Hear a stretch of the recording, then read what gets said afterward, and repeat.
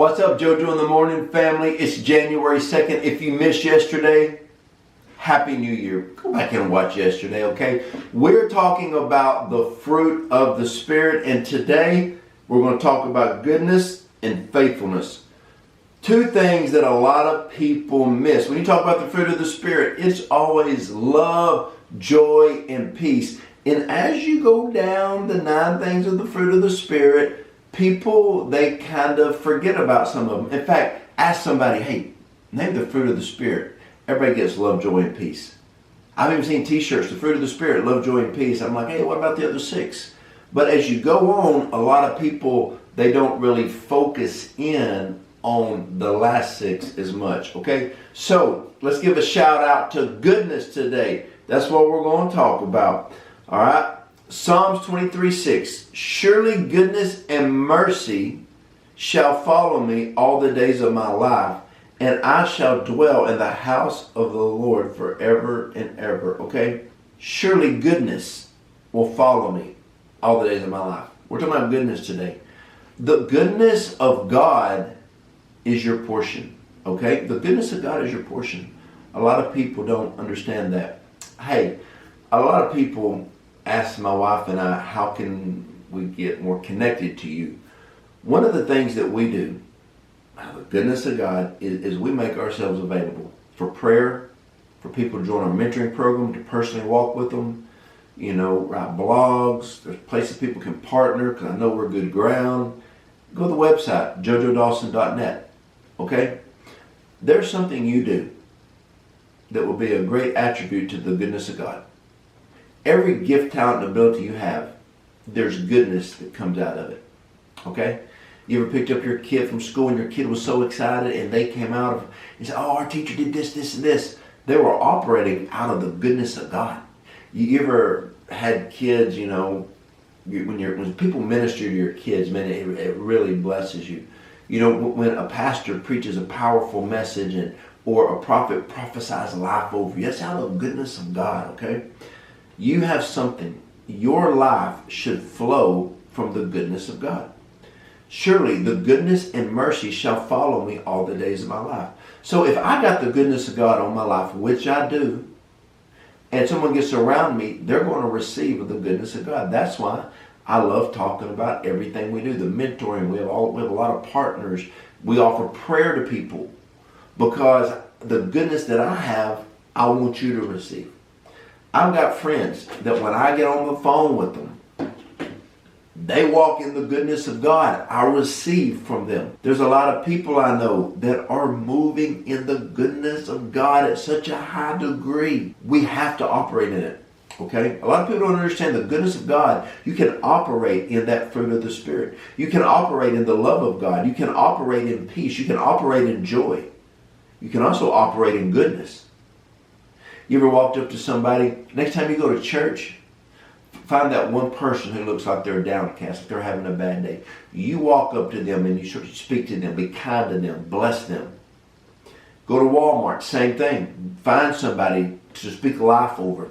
Financially, give them a holy handshake. Psalms 34:8. Oh, taste and see that the Lord is good. Blessed is the man who takes refuge in him. This is like, hey, God's good. He has goodness. Won't you just taste and see that the Lord is good? It says, blessed is the man who takes refuge in him, which means when you take refuge in God, you are going to taste the goodness of God. You're going to taste of the fruits of God and the things of God. Oh, taste and see that the Lord is good. What I'm talking about. But a lot of people won't, and a lot of people don't. And I don't understand why. Someone tells me about a great new restaurant in our city, I'm going to go. Take my wife on a date. Won't you taste and see that the Lord is good? Let 2025 be the year that you taste and see. Psalms 31:19. Oh, how abundant is your goodness. Wait a minute. How abundant is your goodness. That means that there's not a shortage of goodness. There's not a lack of goodness. There is an overflow of goodness. If you don't have the goodness of God, it's because you don't want it. I talked to you earlier in the week, multiple days, about tribulations. Yeah, we're going to be in tribulations. There's going to be trials and tests. We don't have to stay there. We're going to grow through them. We're going to go through them. We're going to have peace and joy and love and long suffering, kindness. We're going to be good. We're going to get out of it because of the goodness of God. Oh, how abundant is your goodness, which you have stored up for those who fear you and work for those who take refuge in you. There's an abundance of the goodness of God for you and me. Let's partake of it. Second thing I want to share with you today is faithfulness. Faithfulness is a lost art. Faithfulness. A lot of people don't walk in faithfulness. If you are faithful and you are consistent, your life will be radically changed forever. Proverbs 28:20, a faithful man will abound with blessing. Real simple. A faithful man will abound with blessing. Are you a faithful person? Are you faithful to your spouse, to your kids? Are you faithful to work? Are you faithful to church? Are you faithful to tithes and offerings? How faithful are you in the things that you do? How consistent are you in the things that you do? Talking to a guy one day, and he's just frustrated about his job. And I said, let's dissect it. Let's figure it out. He said, man, I've been at there's a certain amount of salespeople at our job, and I'm the low man on the totem pole, even though I've been there longer than anybody. It was the summer. I said, hey, how many vacation days do you have? I said, used them all. How many sick days do you have left? I used them all. You're only 6 months into the year. Like, what are you going to do the rest of the year? He said, I don't know. I said, how do you use all your stuff in the first little bit? He said, I use them all up in like the first 5 months. See, and he just started, I said, well, why did you miss work? He started telling me, I said, you don't miss work for stuff like that. He wasn't faithful with what God blessed him with, this job. And so he kept getting demoted. People don't demote you for no reason. One of the biggest problems is people can't do self-examination and assess their life properly. Like whenever something's not working for me, I don't blame everybody around me. I used to when I was younger. But then the Lord showed me, no, how faithful are you to what I've called you to? Lamentations 3:22-23. The steadfast love of the Lord never ceases. His mercies never come to an end. The mercies of God never end. What does that mean? The steadfast love of God never ceases. There's no limit to His love. There's no limit to His mercy. There's no limit to His faithfulness.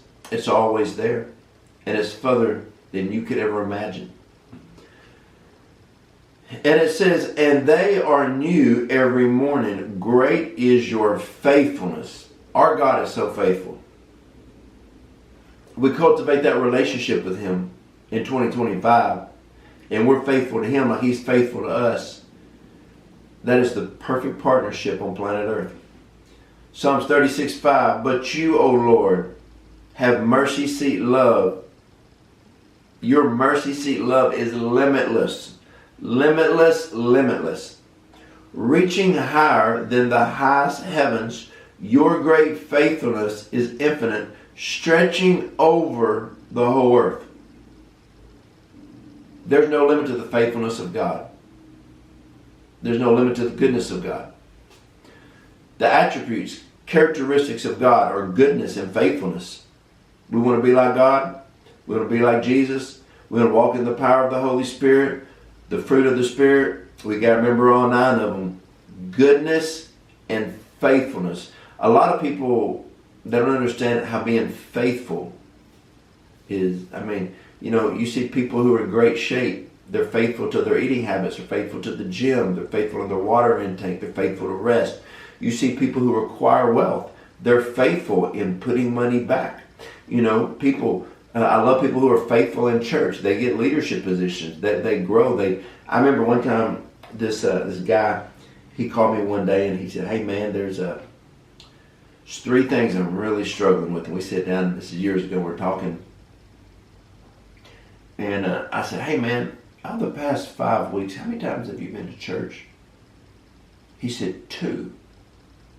I said, 2. Okay, hang on. I actually got my sermon notes from the last 5 weeks, okay? I pulled them out, and I said, the 3 things you want to talk about, I preached in depth about. Last 5 weeks, I had a series, the 3 things that you're missing in your life are the 3 things that I spoke about those 3 days. I could talk to you about them, but go back and watch the messages and get the fullness of them. So he did. He went home that day, watched those 3 messages. That brother man didn't miss a day of church for 6 months. You know why? Because he understood when he was not faithful to something, he missed something. Now, some people, because of work or family vacations, have to miss their local body wherever you're at. Don't miss a day. When I'm really in tune tracking with somebody, I don't miss a thing they say. Because there's seasons that you listen to people. That's why I love e-courses. That's why I love books. Because when someone is in a rhythm talking about somebody, inspired by the Holy Spirit, I watch them faithful. When God gives you somebody to watch or to sow into or be a part of, it's like, I remember when I really got into understanding apostolic ministry, there was a gentleman who spoke on apostolic ministry a lot and very profound. I bought every book he had on it. I watched every video he had on it.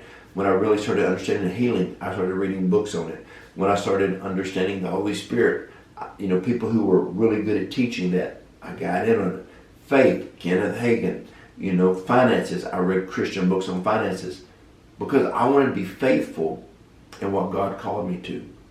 If you can be faithful to your local body. Be faithful to wherever God has called you to be faithful to. It helps. Faithfulness is a fruit of the Spirit. All right, I love you guys, and I will see you tomorrow.